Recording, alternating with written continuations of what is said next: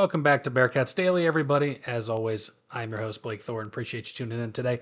So we are still rolling in terms of commitments for both basketball and football. Football did, as you will get to, sign their 16th and 15th commits for the class of 2027. So the ball is rolling. The official visits that have been going on the last week and a half have really been doing well. We'll get into some of that. We'll talk a little Bearcats offense for football.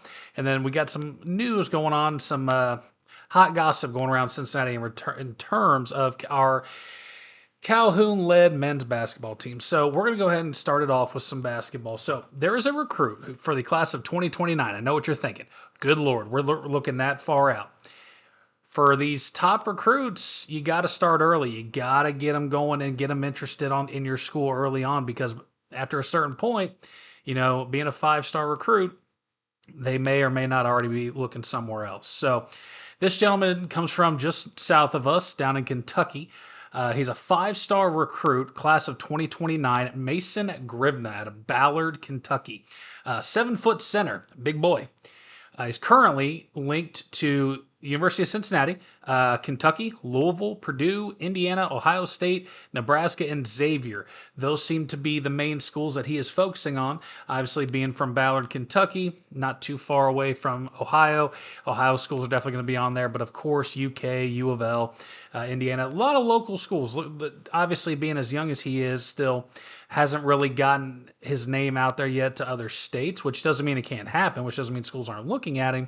But obviously, a local talent. I consider Kentucky local, tri-state. That basically you want to get guys in the building early on. So for being 7 foot, the kid is very athletic, moves well, moves his feet well, very coordinated. It's good to see. Usually you get those tall, lengthy guys that just, unfortunately, that coordination is hard to get. I mean, it's really, big men don't always have the best footwork or fundamentals, and they just, partake on size. But you look at guys like currently in the NBA, Wembanyama, with his size, his ability to shoot the ball, clearly that's why the NBA one of the best players currently in the league with all that talent. So a big person to keep an eye on. Obviously, if you know Mason, try to give him an elbow, be like, hey man, check out UC over there. And yes, I am 100% saying we should tamper and try to bring recruits into UC that we want to see play for us. But with NIL deals and stuff, and you can throw money at people, why can't fans be like, hey man, come on down. You'll look good in red and black, that's for sure. So one big thing there to bring it home. However, we do have a true homegrown talent right out of Lakota High School, just up north of Cincinnati. 4-star recruit. He's a combo guard, Joshua Tyson, class of 2027. Still has not committed currently, out of Lakota West High School. He's a 6'2" combo guard, about 170 pounds is his listed weight. Can jump right out of the building. Absolute stud when it comes to his hops. He's able to throw down, shooting very well. But even more than that is that he plays with a bit of a chip on his shoulder.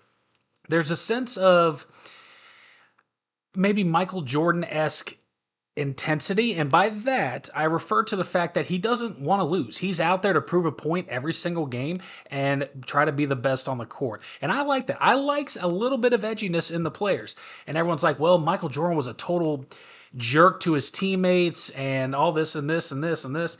I got bad news for you, folks. Winners aren't the nicest guys when it comes to what they do.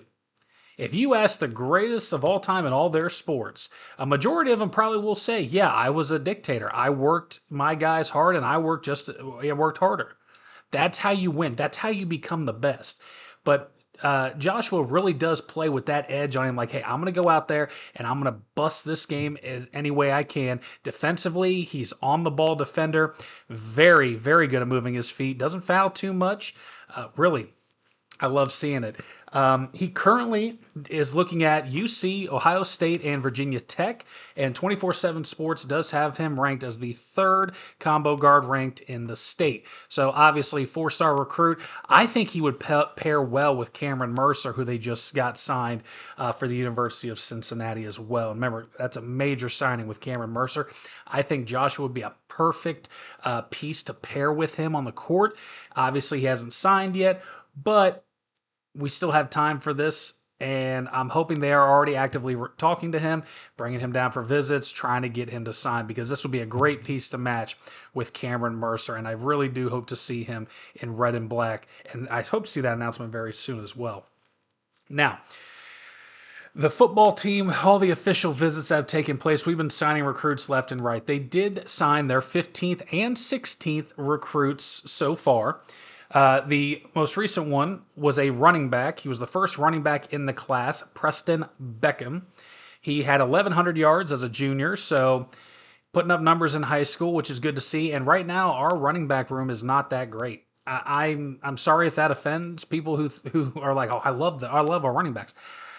I don't. I'm not a fan of running back by committee. I want to have that true back who we know is going to go in there and pound the rock. That's what's important to me. But I'm a special kind of person. I promise you that. So he signed in, and then we also had outside linebacker, 3-star recruit out of Georgia, Tyrone, Georgia, JT Austin. So once again, UC is just rotating through Georgia and picking out recruits left and right. And I love how active they are in Georgia and how we seem to pull a lot of good recruits out of there. But he has committed for 2027. He's a 6'2", 210-pound outside linebacker. Had offers from Florida State, USF, and UNLV on the table, and decided to choose UC. He is the second highest rated recruit for that 2027 class, obviously behind Go Miller, our wide receiver, who is currently leading that class. 15th overall commit for UC. 24/7 Sports did list him as the 51st ranked linebacker in that class. So, once again, we are going with size. UC is going after some bigger, stronger defensive guys to really bring a brand of power football into the Big 12 that we seem to be lacking on the defensive side, getting pushed around quite a bit. I love seeing that. You'll see it this year especially. Look at our secondary with our safeties and corners. We have a lot of size on defense, and I'll go over more of that tomorrow in terms of size and how that's going to benefit the team compared to recent seasons. But we're still going after big, strong, quick guys. We're not giving up speed. We want bigger guys that play with speed and are aggressive tacklers so we can really get some hard-nosed defense going on for this team. Because the last 2 years, I really don't think we have excelled in that aspect of the game. Our defense has not been horrible, but I really just have not felt a urgent defense where we're really popping guys, we're creating turnovers. I haven't seen that. I feel like it's more of a game managed defense where we're just like, all right, let's just try to keep them from the end zone. We'll give up field goals, try to punt, but we're not really doing a whole lot. That's just something I think I've noticed. However, you can feel free to disagree with me if you like, or if you have thoughts on it as well, please put those in the comments. I would love to hear your thoughts on that. We are going to end today, though, with a fan question, and this one comes from a viewer, Jerry. Jerry, I appreciate you tuning in. And Jerry's question was basically, you've talked a lot about defense. Well, I like defense, Jerry. However, what can we look at with UC's offense coming into 2026 with 2 new coordinators? All right, so in terms of UC's offense, like most colleges, and especially in the Big 12, they run a typical balanced up-tempo spread offense. Now, spread offense means they are running 4 wide receiver sets, minimal linemen. You're going to have your 5 offensive linemen in there, a running back, and a quarterback who typically plays either shotgun. It's a very wide formation. This is basically a way to have a wide variety of play calling without substitutions. A spread offense is very beneficial for up-tempo because you don't have to sub personnel in and out to get in the right package to run your plays. The UC does run the 200-200 model, which what that means is you're looking at 200 yards rushing, 200 yards passing. You want to be very balanced in this playbook, and it's what Satterfield has tried to do and take what the defense gives you. If you're running the ball and you've got 250-plus rushing yards, hey, you're going to keep pounding that rock. That's what the defense is giving you. If you're airing it out, and you're finding success there, they're going to shift more to what that's giving them. It's a very give and take style offense where the defense is going to dictate basically where you're going to excel for that game. I personally, not a fan of spread. I don't like it. I like a more NFL traditional style where you have 1-2 tight end sets. You have the I formation, power back. I like to see a lot of ground and pound. But being a AFC North football fan, which for those of you who don't know is a very rugged, tough, ground game-based division typically, That's what I like to see. But it does need a mobile quarterback in the system to really make it work because you need guys that can extend plays for your receivers to work downfield. Obviously, if you're not running the ball, it kind of removes the play action aspect of it and not keeping guys honest on the field in terms of you got to be able to run the football so those D linemen, especially defensive ends, can't just pin their ears back and go after the quarterback knowing you're not running the football. You have to make them respect the run and then work off that play action. So with this, you've got to have that mobile quarterback who can get out of the pocket and really work some areas of the field because there's a lot of space. That's why it's called a spread. Your receivers are all spread out wide. You're at the hash marks to the numbers, sometimes outside the numbers. They're getting upfield, and that's taking a lot of guys into coverage with them, typically, unless they bring a blitz or whatever package they might file. But quarterbacks got to be able to roll out and buy time to get receivers into open parts of the field. So yes, we have talked a lot about defense, but Jerry, I appreciate you bringing up a little bit of offense. We have not talked about it a whole lot, but with French at the quarterback position, he is a dual threat. He does fit into the system well. He can use his legs, get outside the pocket. If he's got to run, so be it. But we really need to see development out of the running backs coming into this season. We've got to see somebody take the leadership role of being in that running back room and saying, I'm going to go out there and I'm going to make them give me the ball.